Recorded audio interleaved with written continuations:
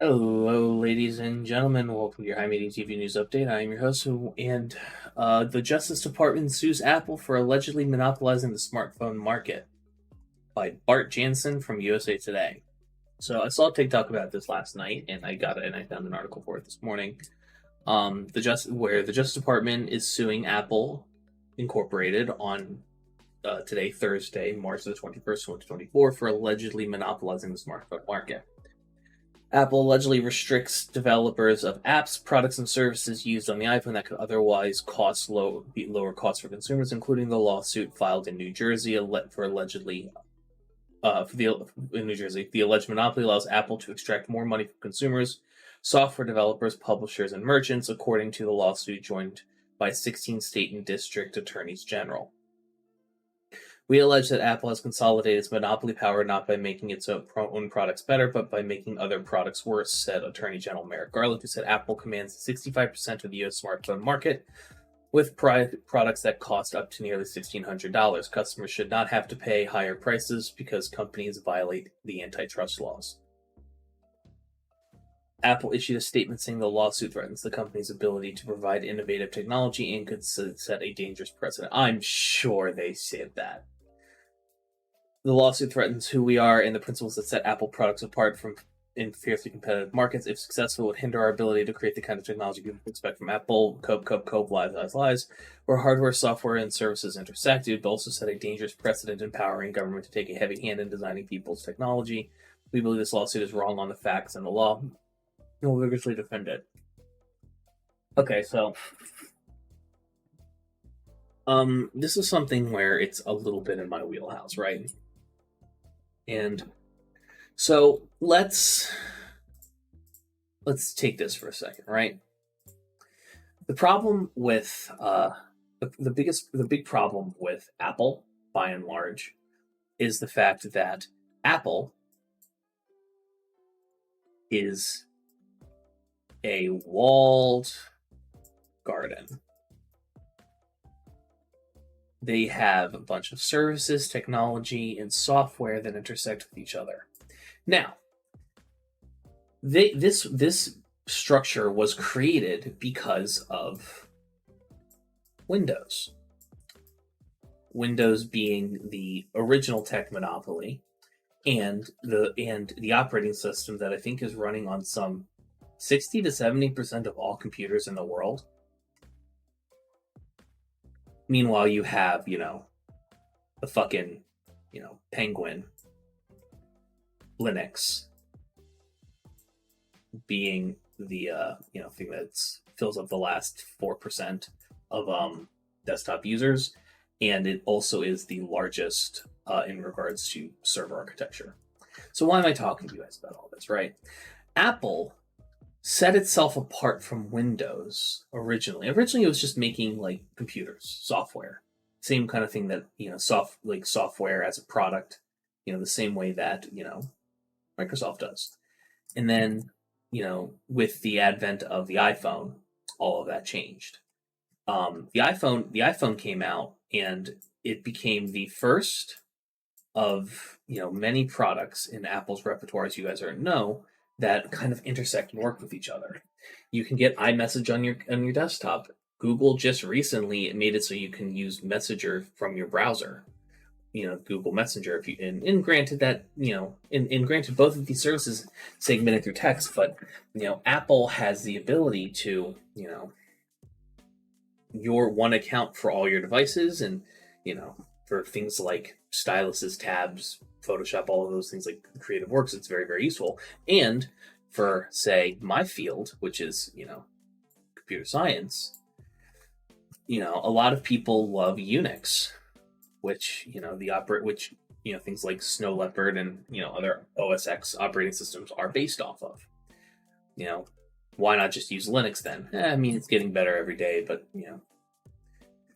Apple ain't no Windows, and Linux ain't no OS X isn't no Windows, and Linux isn't no OS X. We'll just put it at that.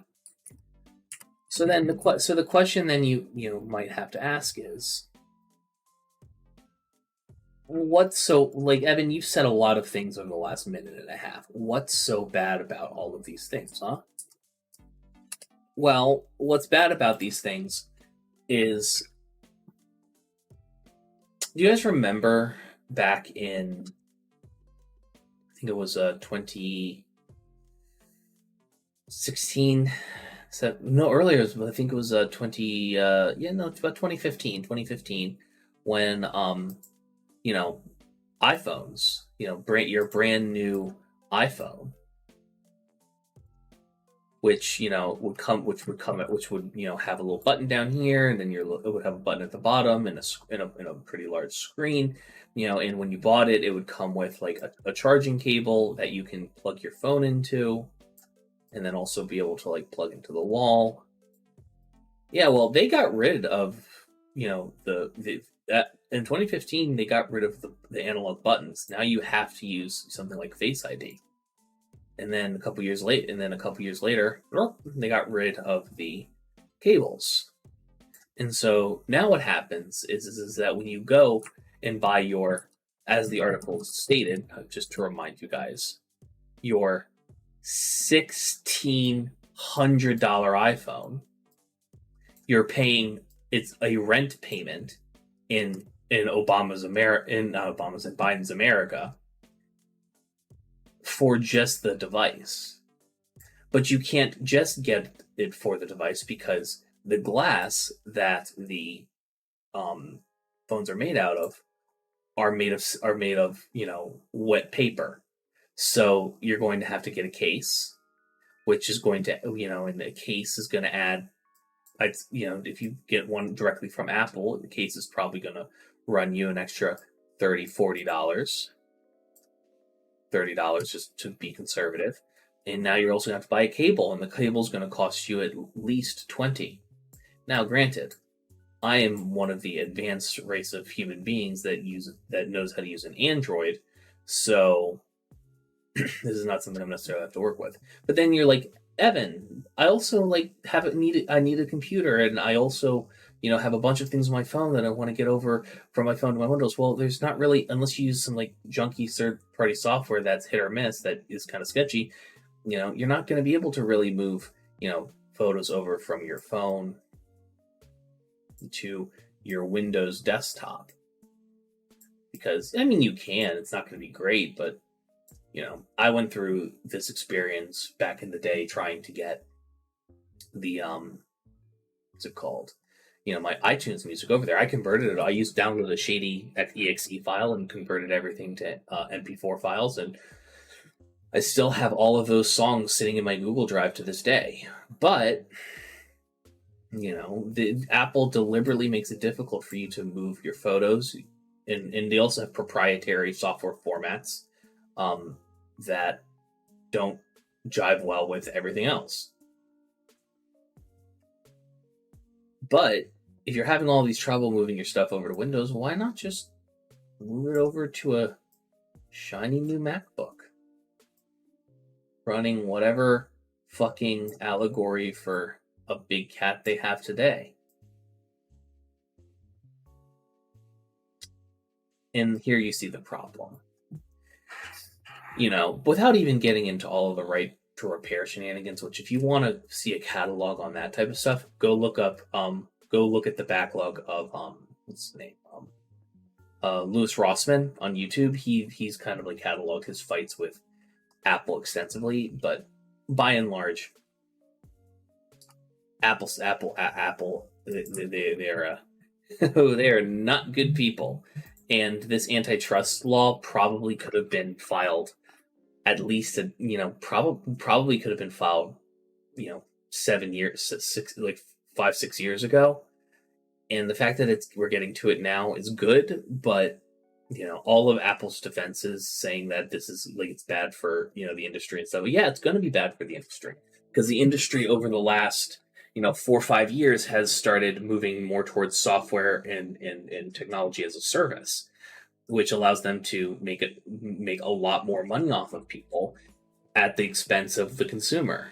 You can't, you have B&Ws now that you have to pay a subscription service for, that you have to pay a subscription service for, and to be able to use your seat warmers. And you void your warranty basically if you and you can't like take it to the shop. And I think they like ban you from like shop like BMW repair shops if your shit's voided. We are in hell. We are in a consumer's hell, and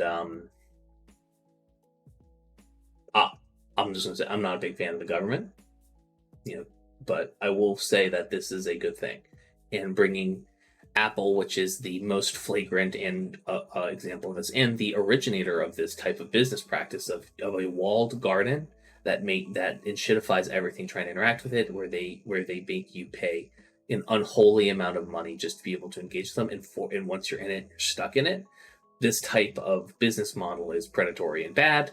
Even if it's been lucratively successful, that doesn't necessarily mean it's a good thing. And I think the government going after this, hopefully the government wins in court on this, but if they don't, we'll see.